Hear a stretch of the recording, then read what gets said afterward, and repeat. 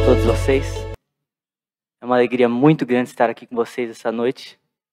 Eu sou um filho dessa igreja.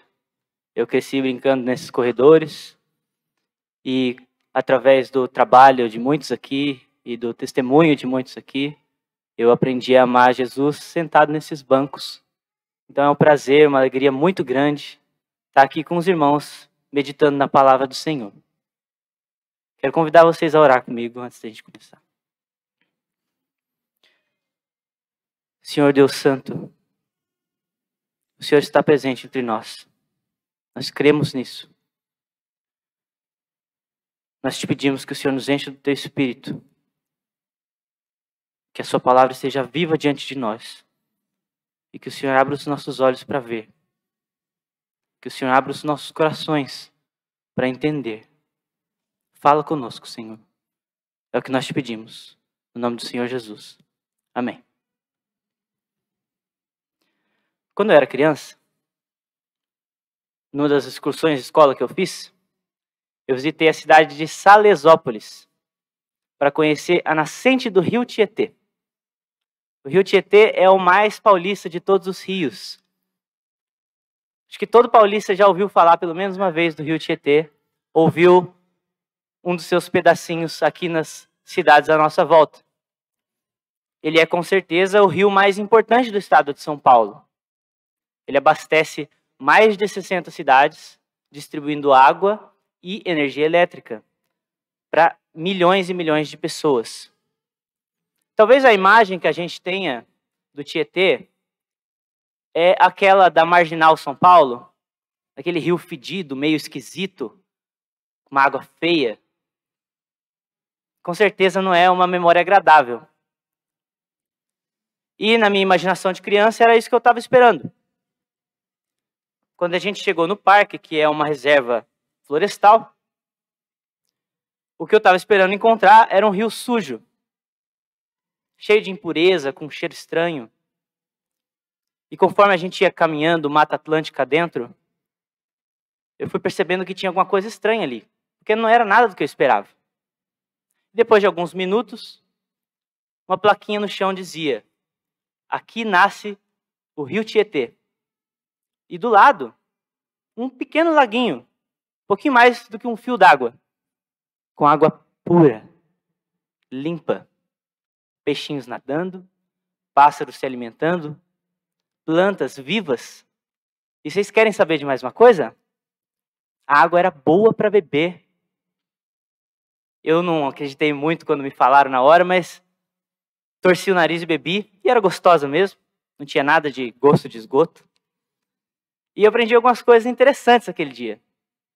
Eu aprendi que aquela reserva já tinha sido uma propriedade privada e que ela estava meio abandonada, mal cuidada. E que o estado de São Paulo tinha então adquirido aquela propriedade no final dos anos 90 com o intuito de restaurar o rio Tietê, porque é um rio que já vinha sofrendo desde os anos 40 com poluição. E aquele ponto onde o rio nasce é o ponto mais importante. Por quê? Porque se a nascente está comprometida, todo o rio perece. De pouco adiantaria a Sabesp, que era a instituição responsável pela restauração do rio, limpar os leitos, arrumar as margens, criar medidas protetivas e colocar filtros, se a nascente não estivesse protegida. Quando a nascente de um rio morre, gente, o rio morre. Quando a nascente está suja, o rio todo está sujo. Não há nada que se pode fazer. Esse dia foi muito interessante, ele ficou para sempre na minha memória, e ele me lembra de um provérbio que eu aprendi do meu pai, quando era pequeno, e é nesse provérbio que eu quero meditar com vocês hoje.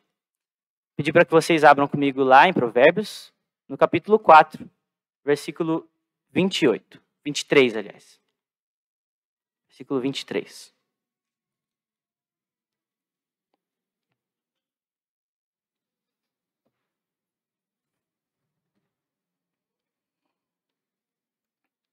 Provérbios 4, 23. Diz assim a palavra do Senhor: sobre tudo que se deve guardar, guarda o coração, porque dele procedem as fontes da vida. Para que a gente entenda esse texto, primeiro a gente precisa pensar um pouco no que é o livro de Provérbios. O livro de Provérbios, ele é um compêndio, ou seja, um resumo de tudo que era a sabedoria judaica, a sabedoria do povo hebreu. Naquela época, o culto à sabedoria era muito comum. Em outras culturas, por exemplo, na cultura babilônica e na cultura egípcia, esses povos tinham deuses dedicados à sabedoria. E eles tinham pessoas que dedicavam as suas vidas ao estudo da sabedoria, os sábios. Isso era uma prática comum para o povo daquela época. E uma outra prática comum era compilar essa sabedoria, resumir essa sabedoria em provérbios, que são falas poéticas que resumem o que aquele povo descobriu como sendo mais inteligente, mais sábio, o modo de agir mais correto. Para o povo hebreu não era diferente. O livro de Provérbios começou a ser escrito lá na época do rei Salomão. E apesar de que a maior parte da autoria dele é do próprio rei Salomão, nós temos também contribuições de outros sábios do povo hebreu que deixaram seus conhecimentos e suas observações sobre a vida registradas nesse livro. E percebam que ele não é um livro de mandamentos ou de ordenanças, como outros livros da Bíblia. Ele não é um livro de necessária causa e efeito. A gente vê, por exemplo, Jesus falando em seus sermões, faça isso e aquilo acontecerá, não faça isso ou você vai sofrer aquilo. Mas esse livro não é bem assim. Ele é um resumo daquilo que o hebreu entende como ser sábio, caminhar no caminho correto. A gente tem que ler esse livro como um livro de orientações de pessoas sábias que queriam andar no caminho correto e que deixaram esses ensinamentos para as próximas gerações. Mas olha que interessante. Para o hebreu, a sabedoria e o temor do Senhor são a mesma coisa. Não existe sabedoria sem temer a Deus. É por isso, por exemplo, que quando o livro de Provérbios vai fazer o contraste entre o sábio, ele contrasta tanto o sábio com o ímpio, ou seja, aquele que não crê no Senhor, quanto com o tolo. Porque para o hebreu não existe sabedoria sem temor ao Senhor. A gente vai ver isso naquela frase que diz: o temor do Senhor é o princípio da sabedoria. Esse é um versículo que se repete por diversas vezes no livro de Provérbios. Então, quando a gente lê Provérbios, a gente precisa ter isso em mente. Ele é um livro de sabedoria com ensinamentos daqueles que amam ao Senhor e desejam servi-lo. Especialmente no versículo 4, no capítulo 4, aliás, o que a gente tem é um sábio dando ensinamentos aos seus filhos acerca do caminho reto. O caminho reto é o caminho da sabedoria, é a mesma coisa. E o que ele vai dizer para o seu filho? A primeira coisa que ele vai dizer para o seu filho nesse trecho é: sobre tudo o que se deve guardar, guarda o coração. Isso é interessante. Porque quando a gente pensa em andar no caminho, talvez tenha outras coisas que venham à nossa mente antes do coração. Guardar os olhos, guardar a boca, guardar os pés. Porque esses órgãos nossos, essas partes do nosso corpo, refletem aquilo que a gente faz. Mas o sábio não começa por aí. Ele começa pelo coração. E o que é esse coração? Será que ele está falando do órgão que bombeia sangue para o nosso corpo? Ou será que ele está falando do que a gente entende hoje como coração, que são os nossos sentimentos, as nossas fragilidades? O que será que é o coração nesse texto em Provérbios? A palavra usada aqui no hebraico, gente, é lev. Essa palavra significa parte de dentro, ou homem interior. E ela é uma palavra que é usada para se referir ao coração em todo o Antigo Testamento. Entendam, naquela época não existia um conhecimento de anatomia como que a gente tem hoje. Então, as coisas de dentro eram todas misturadas. O hebreu tinha esse entendimento de que as coisas saem de dentro da gente e que a gente tem uma coisa que ninguém mais vê. Mas ele não pensava tanto no órgão. Era uma coisa mais completa do que isso. O nosso coração é tudo que a gente é por dentro. O nosso coração são sim as nossas emoções, mas o nosso coração também é a nossa vontade. O nosso coração são os nossos pensamentos. O nosso coração são as decisões que a gente toma. Tudo aquilo que vem do mais interior da gente é o que é o nosso coração.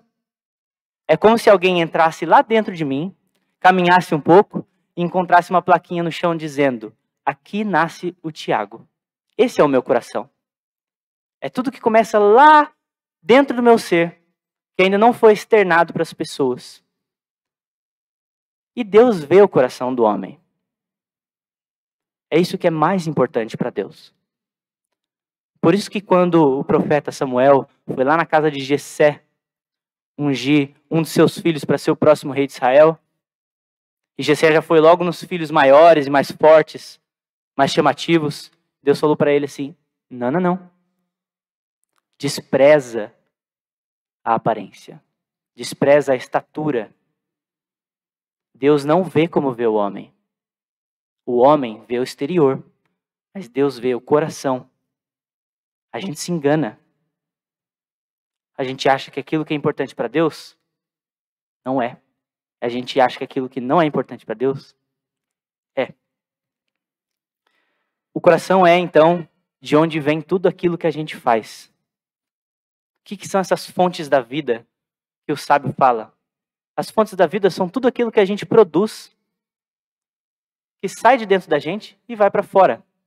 Tem uma tradução em inglês desse versículo que diz que é tudo o que você faz. Então, o jeito como a gente se relaciona com as pessoas, o jeito como a gente age, o jeito como a gente se comporta, as decisões que a gente toma e o impacto que elas têm na nossa rotina. Essas coisas são as fontes da vida. Tudo o que sai de dentro da gente e vai para fora são as fontes da vida. E o sábio vai dizer então que a gente precisa chegar nesse lugar mais íntimo, onde está tudo aquilo que a gente é,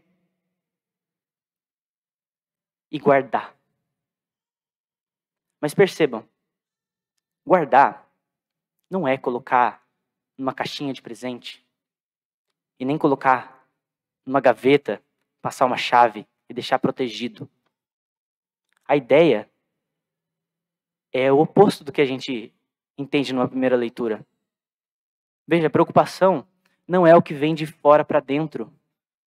Você não tem que guardar o seu coração porque alguma coisa pode ir lá e ferir. A palavra que ele usa aqui, de guardar, é no sentido de vigiar. A orientação que a gente recebe é que a gente precisa vigiar o nosso coração.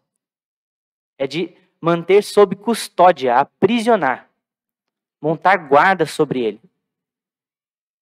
Sabe por quê? Porque o nosso coração é mau. E essa é uma realidade dura. É difícil para a gente conceber isso. A gente normalmente tenta atribuir às circunstâncias da vida a maldade que está dentro da gente. Mas o que o sábio está dizendo aqui é que a gente precisa vigiar o nosso coração porque dele flui maldade. Olha que interessante. Se a gente não vigia o nosso coração, dele sai maldade. As fontes da vida que a gente flui não são fontes de água boa. É uma água ruim.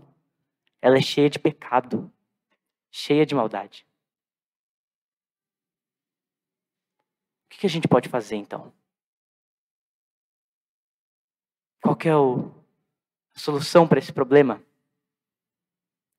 Porque eu sei que eu tenho que ter um coração puro. O próprio Senhor Jesus vai dizer que aqueles que são puros de coração verão a Deus. Eu quero ver a Deus, mas o meu coração é mau. E agora? É por isso que nós precisamos de Cristo, irmãos. Porque aquilo que nós precisávamos cumprir para sermos sábios e para amarmos ao Senhor, nós não somos capazes de cumprir. À medida que a gente vigia o nosso coração, a gente vai vendo mais e mais maldade saindo dele. Mas quando a gente olha para Cristo, a gente vê bondade. A gente vê água viva fluindo. É por isso que ele morreu por nós. Por isso que ele veio. O livro de Provérbios precisa nos lembrar do quanto nós estamos distantes da verdadeira sabedoria. E essa distância que nós estamos da verdadeira sabedoria é o que tem que nos fazer nos aproximarmos de Jesus. Porque é através do sacrifício dele, é através do sangue dele, que o nosso coração pode ser lavado. Então, por exemplo, quando a gente enfrenta certas dificuldades nos nossos relacionamentos, às vezes a gente não se dá bem com os nossos pais, a gente discorda do jeito como eles agem com a gente acha que eles têm uma mentalidade atrasada, que estão vivendo uma outra época, e a gente vai amargurando a nossa relação com eles. Ou então a gente se afasta dos nossos irmãos, não concorda com nada que eles fazem. Ah, mas ele é muito difícil. Ah, mas ele tomou uma série de decisões ruins. E a gente vai atribuindo a fatores externos coisas que nascem dentro da gente.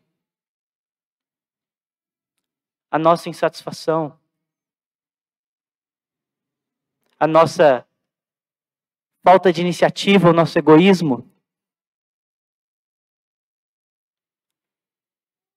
A nossa inabilidade de perdoar.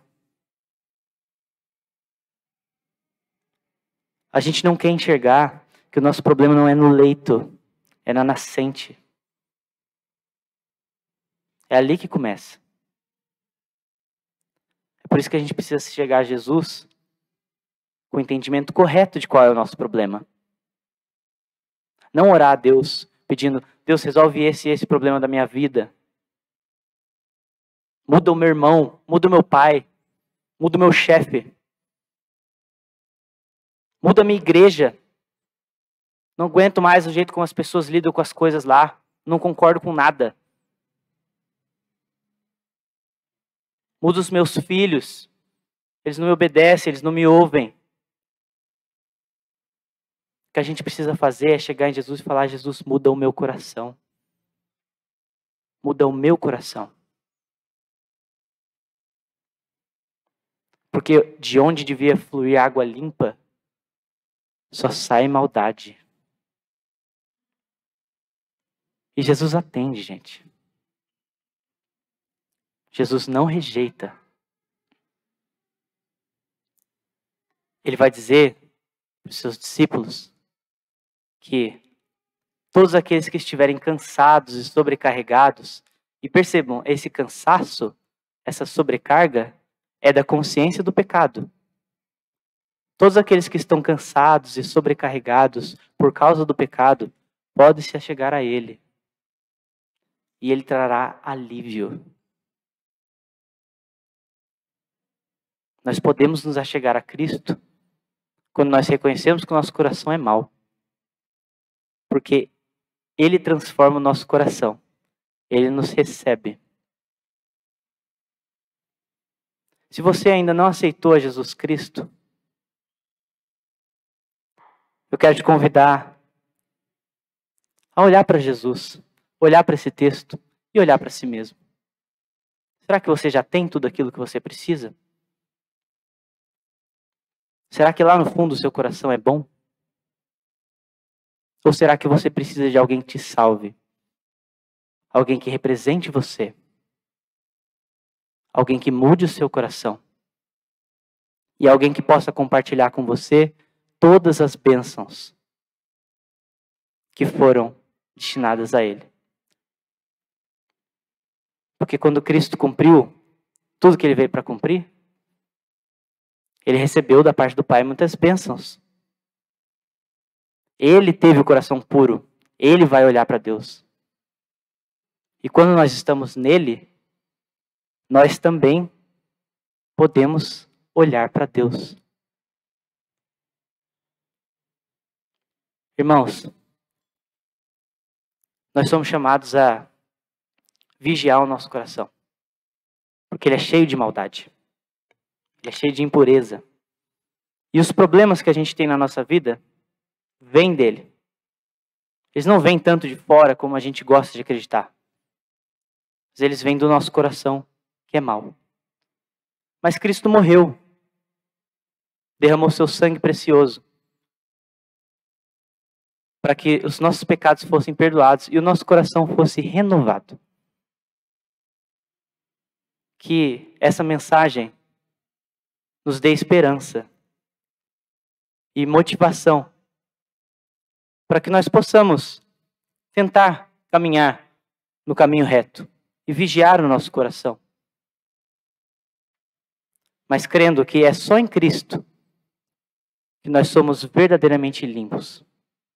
Vamos orar? Senhor Deus e Pai, o Senhor enviou o seu Filho amado para andar entre nós, para nos ensinar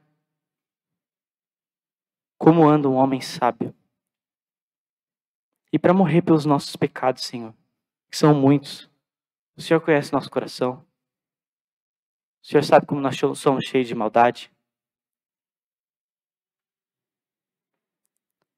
Senhor, nos dá humildade para que nós nos acheguemos a Cristo, para que nós bebamos dessa água limpa que Ele jorra, para que nós aprendamos dele, para andarmos no teu caminho. Porque só em Cristo que o nosso coração que é mau pode ser restaurado. Em nome do Senhor Jesus nós oramos. Amém.